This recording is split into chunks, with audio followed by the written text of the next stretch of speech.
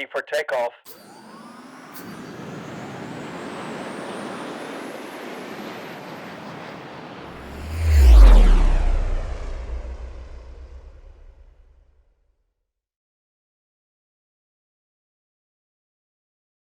Thank you so much for being here. My name is Nickolas. I am the lead of the engineering team at SIM, where we're building tools to create for engineering teams to create and orchestrate Slack-based access and authorization workflows. So if you've got production system access challenges, come find me, we should talk. I also co-host a podcast called Managing Up. If you're into management stuff, you might be interested in it. Check it out at managingup.show. Today, though, I'm here to tell you a story. Dotted along the coast of Japan, usually a significant distance from the water, are stones like this one, left there by anonymous members of previous generations, and they all say something very similar. A home built high is children's relief. Remember the disastrous giant tsunami. Do not build homes below here. Now, Japan is one of the most seismically active countries on Earth, built on the Pacific Ring of Fire. These stones make it obvious that they are also no stranger to tsunamis, massive ocean waves driven by earthquakes under the sea. So given the risk of tsunamis, you might be surprised by this map of nuclear power plants in Japan. Every single one of them is right on the coast. Why is that? Well, when you picture a nuclear power plant, what pops to mind? It's probably something like this.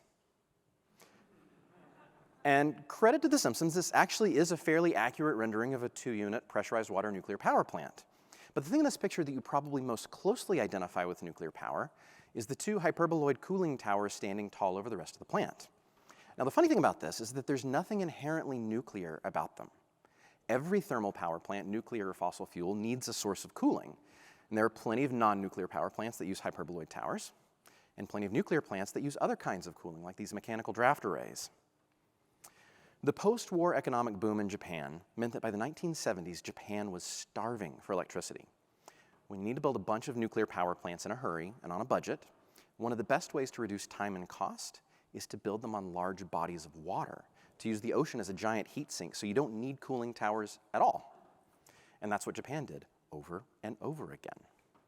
One of those plants on the sea with no cooling towers is Fukushima Daiichi, a 6-unit boiling water nuclear power plant with a generating capacity of 5.3 gigawatts, owned and operated by the Tokyo Electric Power Company, or TEPCO. It's located right on the Pacific coast in northeast Japan. The reactors at Fukushima Daiichi went online between 1971 and 1979, all of them boiling water reactors designed by General Electric in the United States. Unit 1 is a slightly smaller, older design than the rest of the fleet. Unit 6 is a slightly larger, newer design. March 11th, 2011 started like any other day at the plant. Units 1, 2, and 3 were all running, as they say in the nuclear industry, hot, straight, and normal, running at full power, generating electricity. Unit 4 was offline being refueled. Units 5 and 6 had both just finished being refueled and were undergoing testing in preparation for restarting. But off the coast of Japan, in the Earth's crust, trouble had been brewing for more than 1,000 years. As the Pacific plate continually subducts under the Okhotsk plate that Tōhoku and the rest of northeastern Japan sit on, potential energy is built up like a spring being compressed. On March 11th, 2011, at about 2:46 in the afternoon, that potential energy finally overcame the friction between the plates, holding it back, and became kinetic energy in the form of a magnitude 9.1 earthquake. The epicenter was about 45 miles off the coast, but subduction zone megathrust quakes like this one typically involve a rupture along hundreds of miles of fault line. In this case, the fault line that ruptured roughly parallels the northern coast of Japan. The force of this rupture was such that northern Japan moved about 8 feet closer to North America, and the tilt of the Earth's axis shifted somewhere between 6 and 10 inches. We're not really sure. It was the most powerful quake to ever strike earthquake-prone Japan. When the shaking started, Masao Yoshida, the director of Fukushima Daiichi, was in his office processing some of the paperwork that was ubiquitous in the TEPCO bureaucracy. Yoshida kept expecting the shaking to taper off, but it just got stronger. For 6 long minutes, the ground shook. When it finally stopped, he knew there would be much to be done, so he threw on his hard hat and ran out of his office. He fought his way through this mess right outside his door and headed towards the plant's earthquake-proof emergency response center. The control room for Units 1 and 2 was in disarray right after the quake.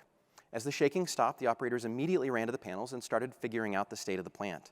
calling out various measurements to Akuo Izawa, the shift supervisor in charge of Units 1 and 2 that day. They were able to quickly see that the plant's automated emergency systems had done exactly what they were supposed to do. Now, to understand what happens next, you need to know a little bit about how nuclear reactors work, so let's do a crash course. The heart of any thermal power plant is the heat source. In a nuclear reactor, it's the uranium fuel rods that create the heat-generating nuclear chain reaction. The fuel rods are contained in a pressure vessel and surrounded by water that in a boiling water reactor boils to steam at the top of that pressure vessel. And there are also neutron-absorbing control rods that can be inserted in the core to slow or stop the chain reaction. As water boils to steam at the top of the reactor vessel, it expands, and the energy from that expansion turns a turbine connected to a generator. This is how the plant actually generates electricity. After the steam turns the turbine, it's directed into a condenser, where it turns back into liquid water, and then a circulation pump pumps that liquid water back into the reactor core. This is crucial because water constantly boiling to steam at the top of the reactor pressure vessel has to be continually replaced to keep the fuel rods from overheating. At Fukushima Daiichi, like most nuclear plants, there are sensors to detect earth movement. When there's an earthquake, the reactor control system automatically scrams the reactor, putting the control rods all the way into the core and instantly halting the nuclear chain reaction. This happened exactly as it was supposed to in all 3 active reactors. But the fuel in the core of a nuclear reactor gets so hot that cooling circulation must be maintained for days after shutdown to continue carrying this decay heat away from the fuel so that the fuel rods don't melt. Only once that cool down has happened has the plant reached a safe state of cold shutdown. That means the reactor's circulation pumps must be kept running even though the core is shut down. And that's a problem when a giant earthquake has severed your plant's connection to the electrical grid. Thankfully, the plant had redundant answers to this situation. First, each reactor has 2 enormous diesel backup generators, just one of which provides adequate energy to maintain circulation through the core. These generators had all started automatically as soon as the plant lost its grid connection. In case the generators failed, each control room also had a bank of lead-acid batteries to power instrumentation and control valves for several hours. Second, each reactor had a passive cooling mechanism that would function without any external power at all. In Unit 1, that took the form of an isolation condenser. It was a large tank of water open to the atmosphere. Steam from the reactor pressure vessel could be directed through a heat exchanger in the isolation condenser, where it would turn back into water and flow by gravity back into the pressure vessel, with the water in the isolation condenser boiling off to steam in the atmosphere to release the heat. The isolation condenser could passively cool Unit 1 for 3 days before requiring more water to be added, without any human intervention at all. The slightly newer Units 2 and 3, because they're larger, have a different passive cooling system, the Reactor Core Isolation Cooling System, or RCCI for short. The RCCI is a more complicated system, but the basics are that the steam from the reactor pressure vessel drives a pump that replenishes the water in the reactor core. It can be topped up from an external tank if the water level drops. When the backup generators kicked on at Fukushima Daiichi, these passive cooling systems all kicked into gear as well. Now at this point, despite being without power from the electric grid, the plant was well on its way to a controlled shutdown. Everything was well in hand. When the first tsunami warning went out a few minutes after the quake, the initial prediction for the Fukushima area was just around 50 centimeters, 18 inches. That would later be revised several times, but never beyond the plant's 19-foot tall seawall. They made a precautionary announcement over the plant's PA system that there was a tsunami warning and that workers should move to higher ground just in case. But that was the extent of their preparations. In reality, the largest of the 3 tsunamis heading towards the plant was more than 40 feet high, and it was moving at 100 miles an hour. When it arrived, the operators in the windowless control room had no idea. They were shocked when one of the operators announced a new critical alarm at 3:37 p.m. The diesel generators have tripped. A few seconds later, the overhead lights in the control room went out. Then slowly, randomly, panel by panel, their instruments all went dark. The constant warbling of alarms from the unhappy plant was replaced by an eerie silence. A few seconds later, Izawa broke the silence by shouting, "Station blackout!" They had no electricity at all, a situation never considered realistically possible in all of their emergency preparations. The reactors at Fukushima Daiichi are all located on the 10-meter level, 10 meters above sea level. The huge diesel backup generators, along with the power switching equipment and lead-acid backup batteries, were all in the basement of the auxiliary building on the 4-meter level. When the tsunami arrived and inundated their seawall, they were all destroyed. The operators found themselves trying to operate 3 nuclear reactors that just minutes before had been generating over 2 gigawatts of power with no instrumentation and no remote valve controls. Their immediate concern was Unit 1. The operating manual for Unit 1 said that to protect the reactor's pressure vessel, the reactor's cool-down rate couldn't exceed 55 degrees Celsius per hour. About 20 minutes after the quake, the operators realized that it was cooling too fast, and so they'd begun cycling the isolation condenser in and out of service. They had just cycled the condenser back off at 3:34 p.m., 3 minutes before they lost power. The RIXI systems in Unit 2 and 3 would keep them under control for the time being, but Unit 1, because of unlucky timing, was completely without cooling. Without coolant circulating to carry heat away, all of the water in the core will boil to steam. And this causes a couple of things. First, without cooling, the nuclear fuel rods will eventually get hot enough to melt. Second, because water expands when it turns to steam, the pressure in the pressure vessel rises. If pressure gets high enough, it will eventually turn into a giant steam bomb and explode, spraying radiation into the environment. Now, given Fukushima's location, that could make Tokyo uninhabitable for decades. That fact was in the back of everybody's mind. There were a few things they needed to do to get Unit 1 back under control, and they started working on them all at the same time. First, they knew the instruments in the control room would work under DC power. So, while one team began looking at wiring diagrams to figure out how to hook up electricity to all their instrumentation, another team went out and began harvesting car batteries from the cars parked around the site. While they worked on that, another team began working on figuring out how to get water into the core of Unit 1. One of the first things that Plant Director Yoshida had done when the tsunami hit was to request fire engines from 2 nearby Japan Self-Defense Force bases. Now, this wasn't in the plant's emergency operations manual, but Yoshida predicted, correctly, that they would need some way to pump water, and fire engines were the first thing that came to mind. Meanwhile, Katsuaki Hirano had just arrived at the Unit 1 control room. He was a shift supervisor from a different team. He wasn't scheduled to work that day at all, but he had made his way to the plant to help as quickly as he could after the earthquake.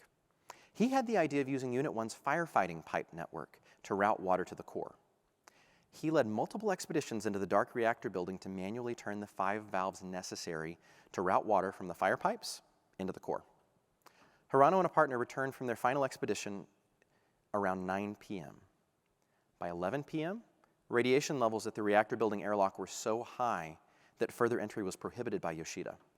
So it was fortunate that Hirano's expedition was one of the first things that the operating crew did. The plant had 3 fire engines on site. One of them had been destroyed by the tsunami. A second couldn't get to Unit 1 because of tsunami damage to roads. The third, however, was just behind an electronic security gate at Unit 3. But electronic gates don't work with the power out. By around 2 in the morning, they had finally broken the lock on the security gate, moved the fire truck into place, and had begun injecting water into the core of Unit 1. Unfortunately, the water injection they were able to accomplish was very slow because of pressure in the reactor vessel. Once they'd worked out how to hook up the scavenged car batteries to the instrumentation in the control room, they found that pressure in the pressure vessel was significantly elevated, around 2 atmospheres of pressure. The only way pressure this high would have been possible was if the fuel had begun melting down. So relieving the pressure and getting more water in was absolutely critical. Thankfully, Yoshida had anticipated this as well and was already working on the necessary permissions to conduct a vent.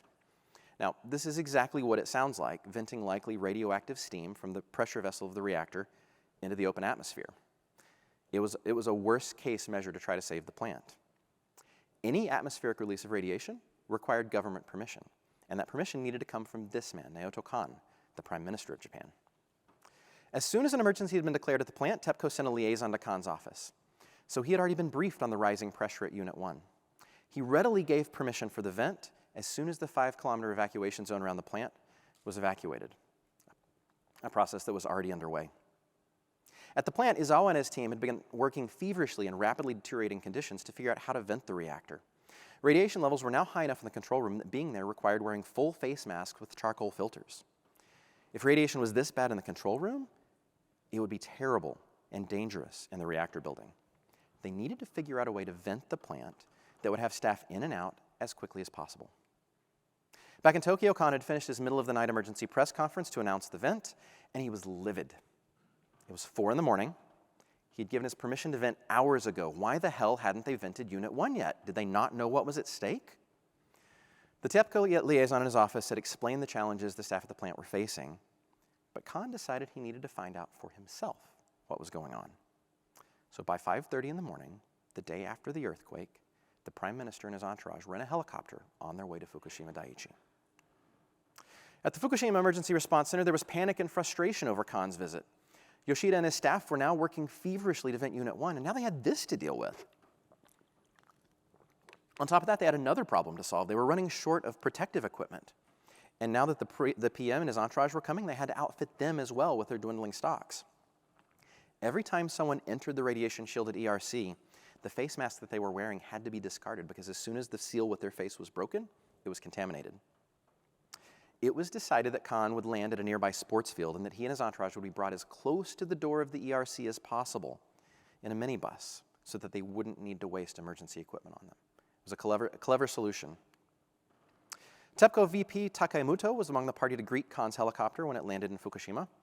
Muto remembers offering Khan a standard Japanese greeting, very formal, along the lines of, "It's very kind of you to come, sir." Now, I'm sure he didn't feel this way, but that's what Japanese etiquette dictated that you said to the Prime Minister in a situation like this. Khan quickly responded, "Why the hell haven't you vented yet?" He proceeded to yell at Muto for the entire bus ride to the emergency response center. Muto remembers Khan saying repeatedly that he just wanted to know what the problem was, but then not listening at all. He seemed to only want to complain that staff weren't doing their jobs. When Yoshida and Khan met in the ERC, Khan's first words to him were, "What the hell is going on?" Rather than fight fire with fire, Yoshida calmly explained the situation in detail. And as he talked, Khan seemed to settle. Finally, Khan asked, "Well, when are you going to get the vent done? More than anything else, you must get the vent done." Yoshida responded, calmly again, "We are, of course, doing everything we can. We have a suicide squad preparing to enter the radiation field now."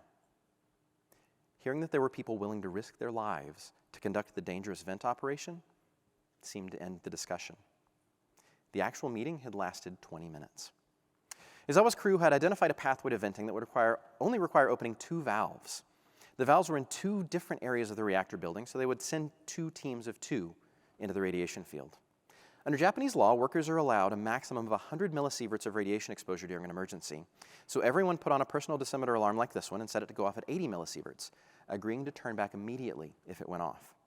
The first crew made their way to their valve on the 2nd floor of the reactor building. It was huge, awkwardly placed at the end of a catwalk, hard to turn, but they got it done and were back to the control room in 11 minutes without coming close to the 80 millisievert alarm. The second crew's valve was in a much more precarious position. To help us understand, here's a photo of an under construction Mark I containment structure, the thing represented in this diagram from earlier.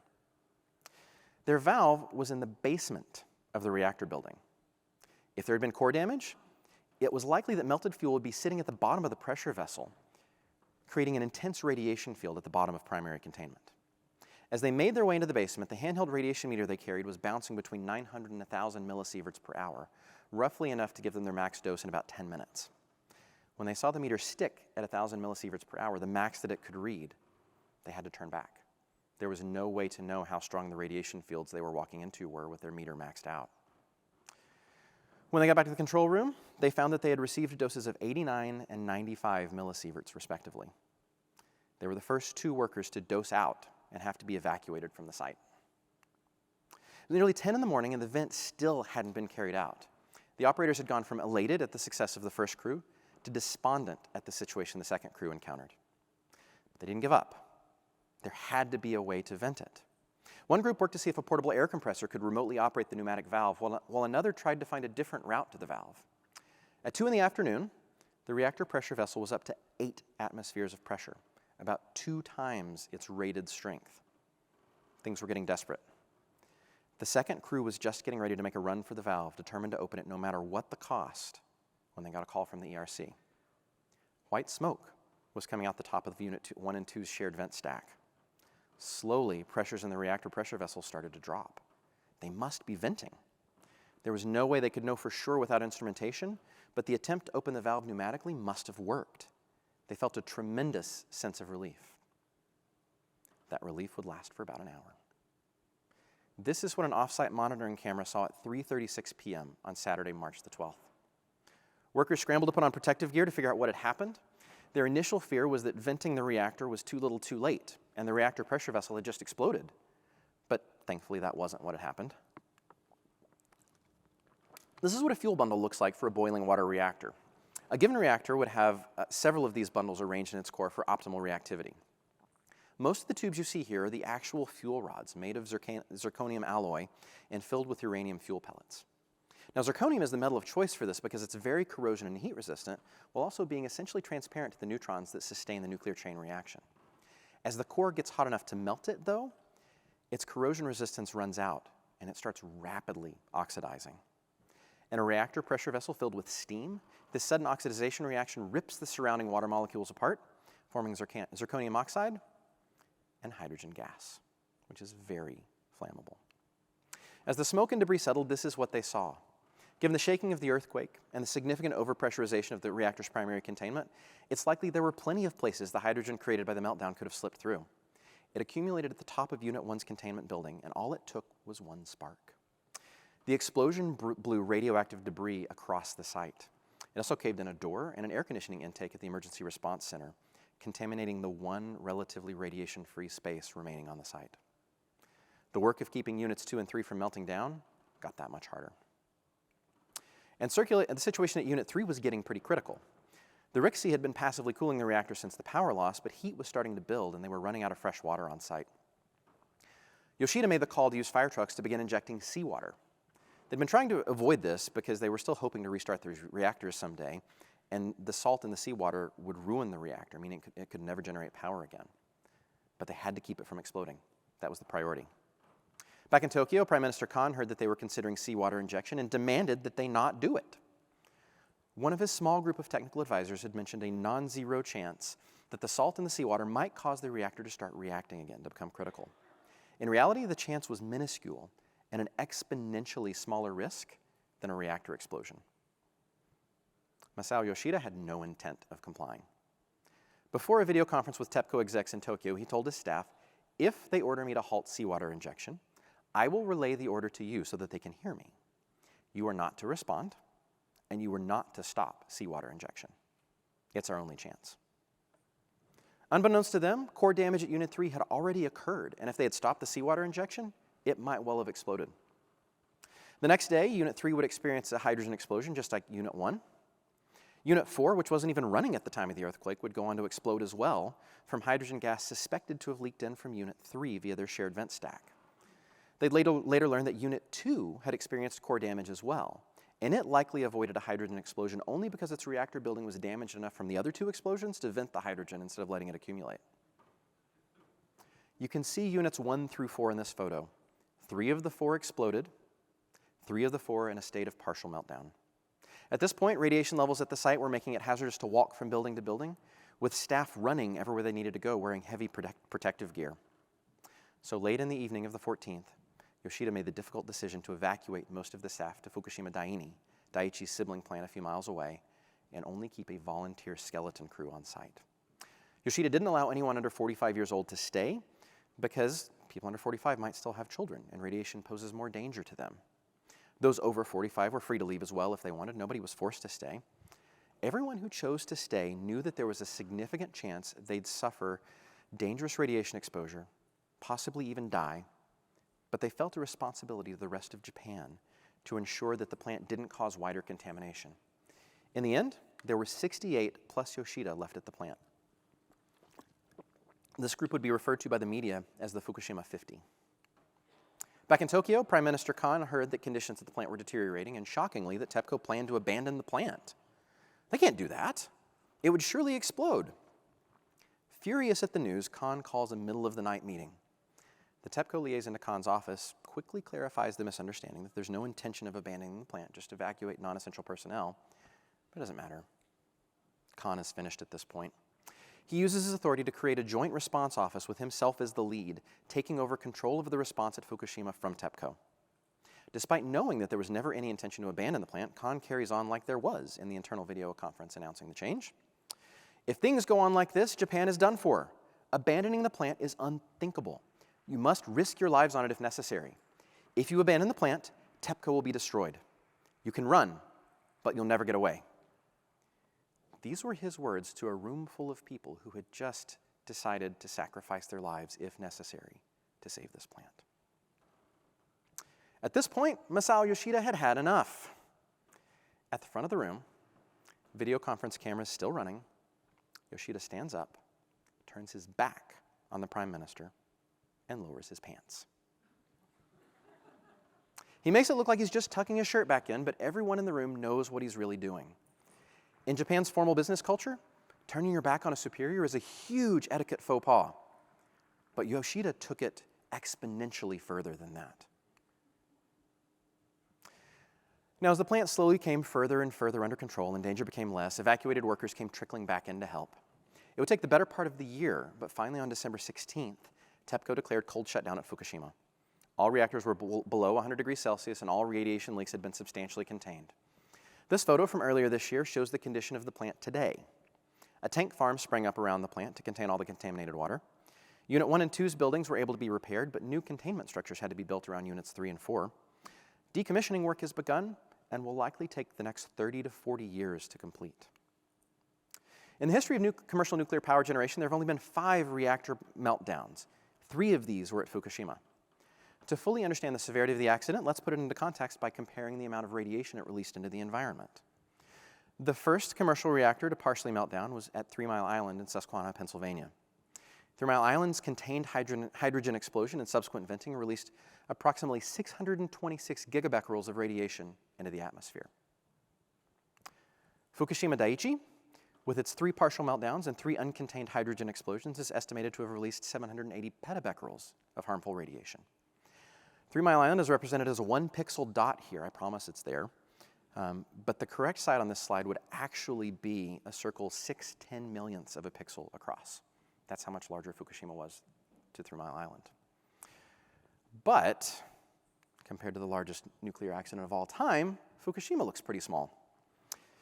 Chernobyl, a Soviet RBMK reactor designed famously with no containment of any kind, had exploded, and there was nothing to keep it from going straight up into the atmosphere to the tune of 5.2 exabecquerels, around 7 times as much radiation as Fukushima. It was a huge accident.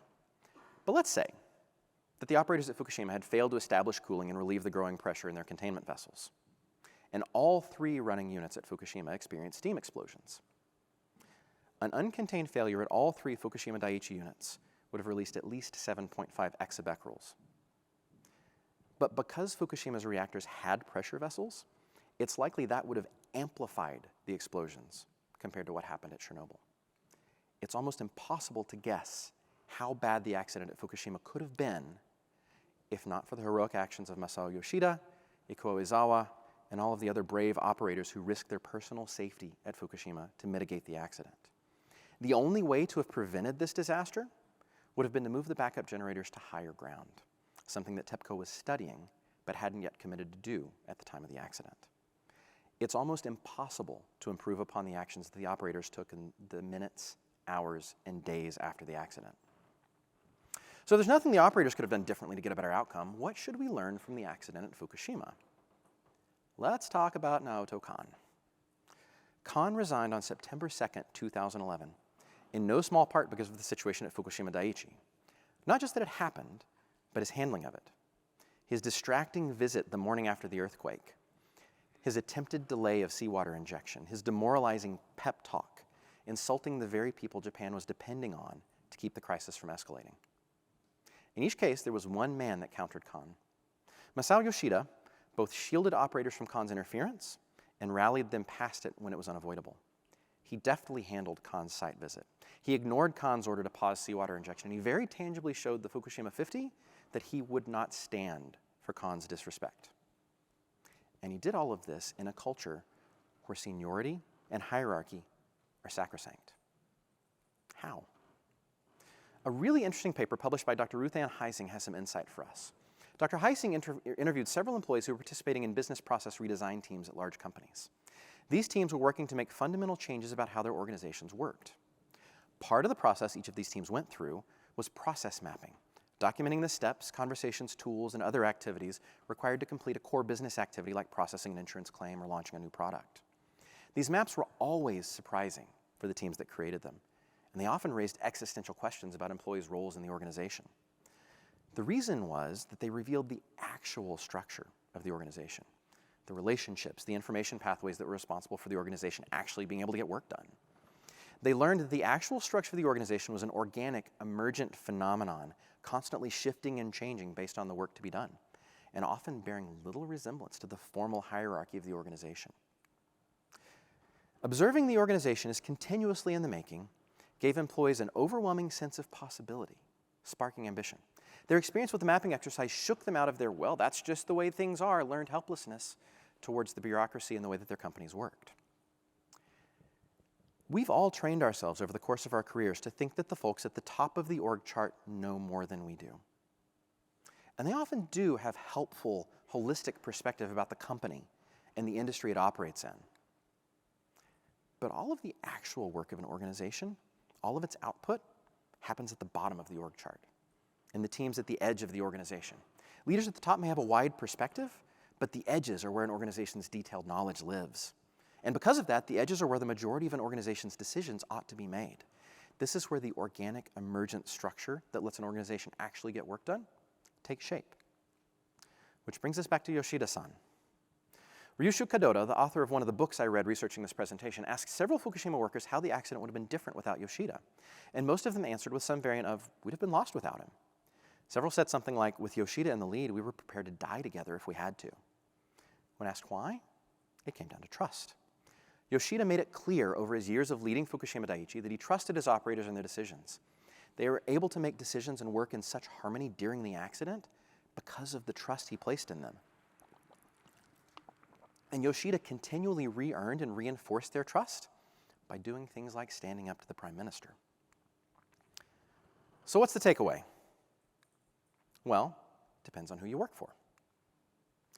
If your management resembles Naoto Kan, you're going to have to lean into what the participants in Dr. Haising's business process mapping exercise learned.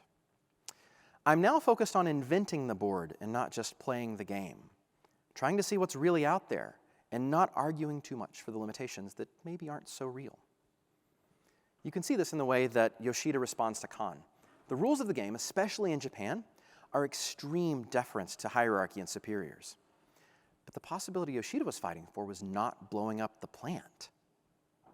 It's not all rebellion all the time, but it might mean knocking your deference for your leaders down a notch or two and trusting yourself a little bit more so that you can get work done. But if your management is more like Masao Yoshida, your job is to lean into the trust that they give you, to try things, to use the safety that they create and the guidance they offer to learn and to grow and to push the business forward. You likely still have some learned helplessness built up from your career.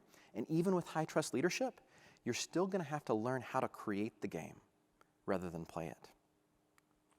And if you're a leader, I hope the lesson here is obvious. I can chart my career by the talks that I've given because they're always around what I'm learning in the moment that I write them. My focus right now in leading the engineering team at SIM is to see what happens when a company's whole leadership team leans into the idea that everything important happens at the edge of the company. And the rest of us are there to support that, to really trust, empower, support, and guide, not dictate and lead by rote. Our engineering team has grown more and taken on more leadership responsibility than I would have ever thought possible. And we're moving remarkably fast because of it, because of that autonomy. It's been one of the biggest privileges of my career to be there for it. I hope everyone in this room gets a chance to experience, or maybe even create a team like that at some point in your career. Good things like this, they're worth fighting for. Thank you.